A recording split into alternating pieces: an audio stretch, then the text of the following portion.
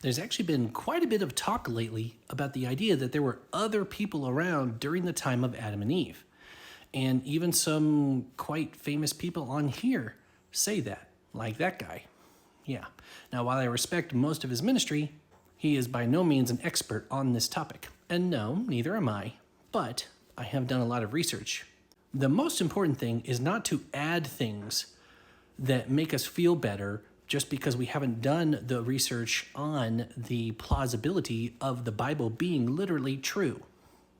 So if we say that there are other people, there are several passages that become lies. Here are the passages you have to swallow. Genesis 1:26 through 27, God created man in his image. He started with one male and one female. It didn't say that there were a bunch of other men, because if that was the case, the implication would be that they were not made in his image. But we are all said to be made in his image, right?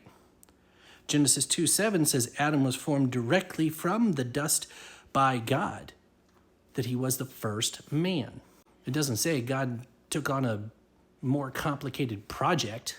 Genesis 2:18 through 20 says there was no suitable helper found for Adam among all creatures, showing that there were no other humans existing at that time. That's why he had to make a woman from his side. Genesis 2:21 and 22 says Eve was created from Adam's rib, not a separate creation, literally from him. Genesis 3:20, Eve is called the mother of all the living, not just some of them, not just the ones that mattered. And you're like, oh, well, that's just Genesis. Genesis is just a parable, right? No, let's keep reading. How about something in the New Testament?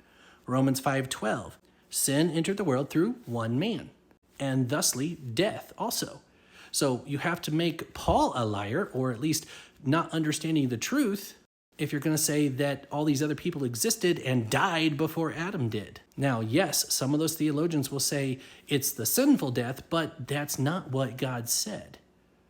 They're taking on the role of the serpent, saying, did God really say that?